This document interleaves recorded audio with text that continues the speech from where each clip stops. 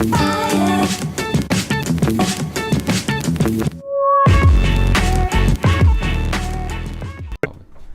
guys, welcome to a brand new episode of Harry Potter Wizards Unite. God, it is moving like left, right.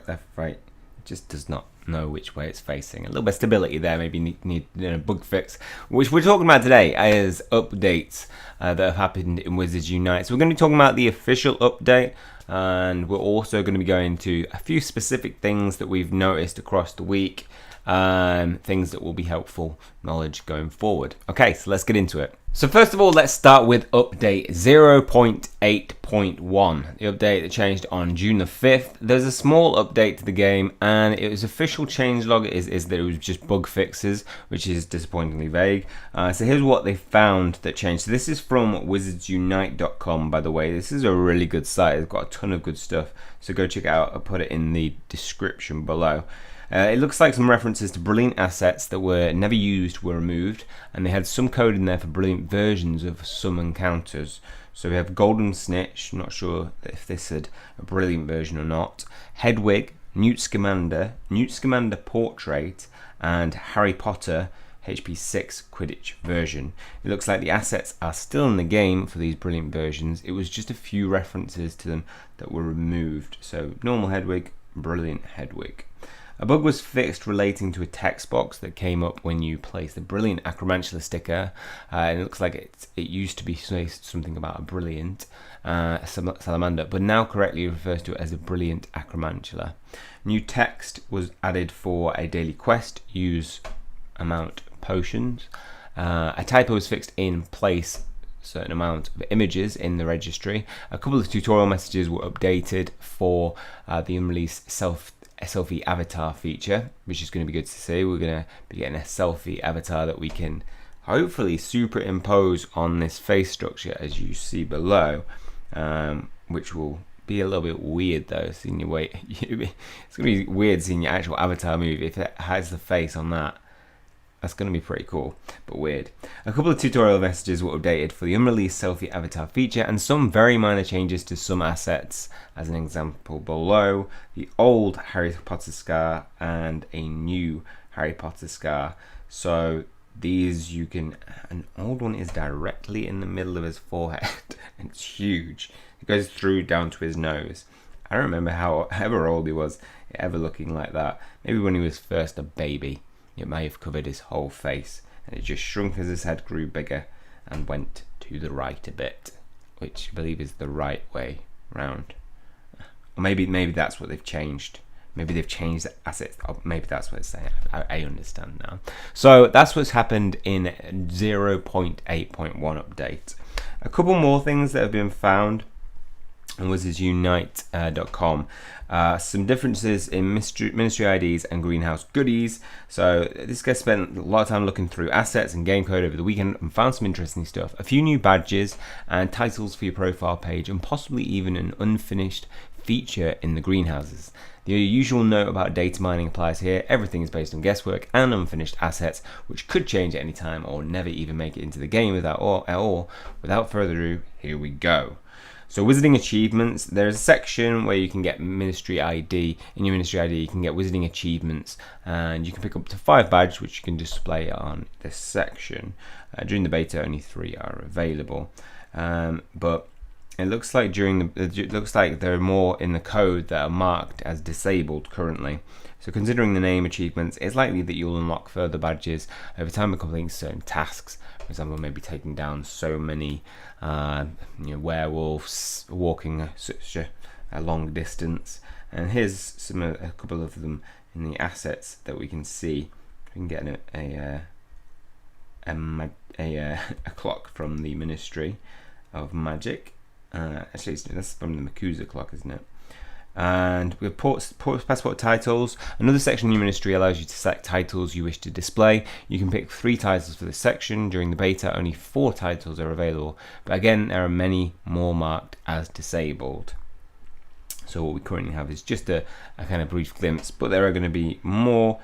We have different names for some of them, which gives us some indicator of what they're likely going to, what you're going to see in that. Potions Master Brew 9,000 potions. So these are going to be like some of them are going to be really hard to get, grind to actually unlock them. Master Duelist has beat Hermione in combat, which is interesting because at the moment we don't have any way of battling Hermione, but in the future we probably will do. And a Rumpet Charmer charms someone, be a Chief Warlock. So we've got some different titles that you can now earn. Wizarding name, one your ministry ID, you're also able to set a name, can enter any name except for names of certain characters from the Wizarding world, or you can hit the randomize button to get a random first and last name. Extracted the list of names and they are available at below. So these are the blacklisted names that you can't choose, and some of the random first and last names that you can get. So you can look at that if you're interested. It's not that great a piece of information. Greenhouse recipes. So since this guy hasn't played the game yet, it doesn't really have a lot of insight into how greenhouses and potion brewing works. So everything from here on out is 100% absolute pure speculation and can change at any time. This could be a yet to be released feature, an abandoned idea, or even an existing feature that he's completely misinterpreting. So as far as I'm aware, this is something new that we haven't seen yet in the game and not in beta. As I've been watching other YouTubers online, it doesn't look like this is in it. Given what I've seen, I think the plan is to allow you to grow plants in the greenhouse. It looks like you can rent pots for coins or use existing basic pots. Plants grown in these pots may yield multiple different ingredients depending on the plant, and perhaps you can cast a spell to make your plants stronger and have them output more items. There also appears to be some sort of social aspect to it, and a greenhouse giveaway thing that can happen, allowing you to pick one item from the giveaway. Here is a quote from the storyboard about greenhouses. When you visit a greenhouse, you're provided with ingredients for use in potion brewing or other useful items. You simply plant seeds and return to reap the important potion ingredients. If your time is right, you may be able to help other witches and wizards in the process.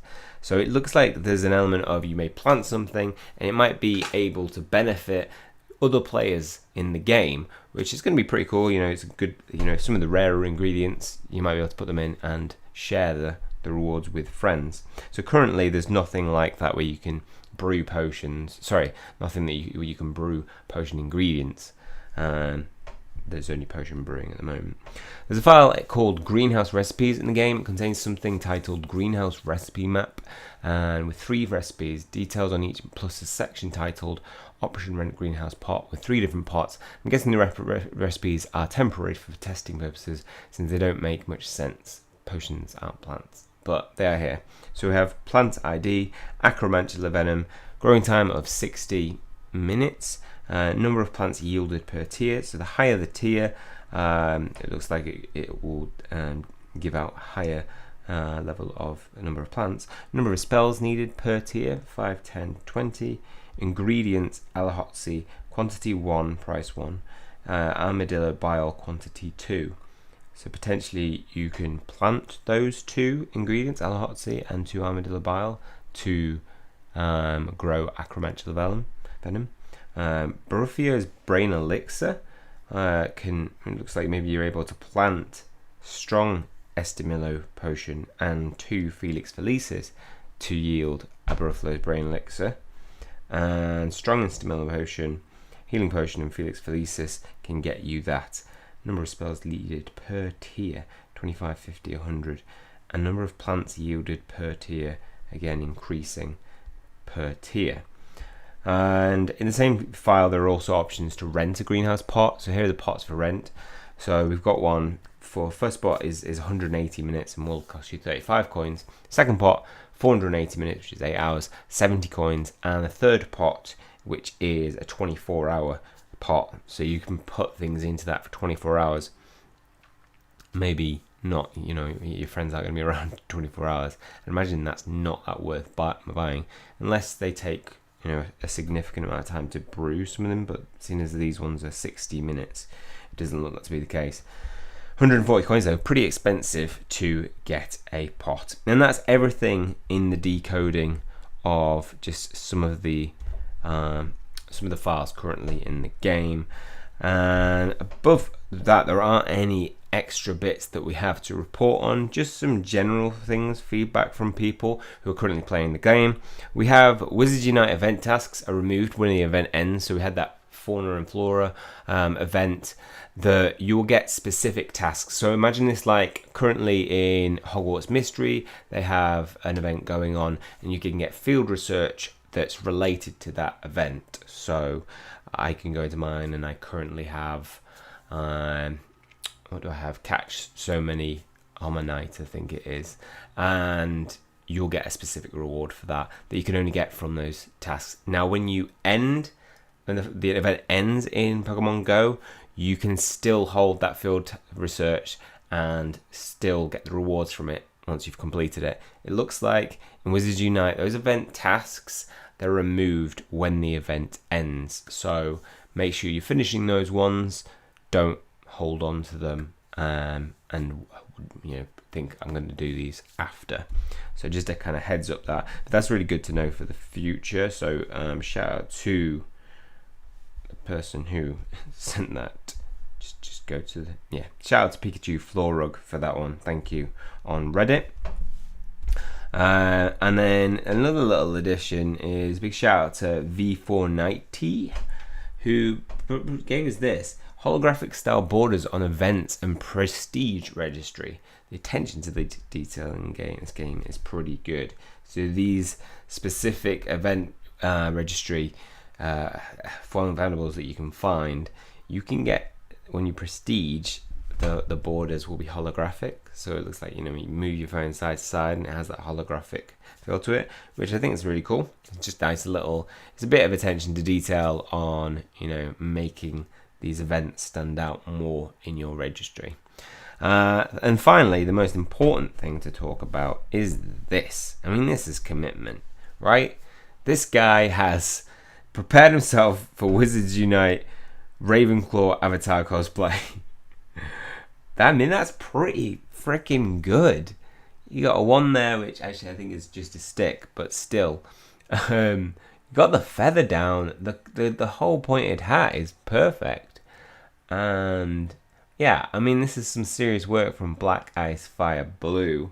Shout out to you. Maybe when you can get the face on, you'll actually be able to maybe cut that bit out of your avatar and just have that portion showing.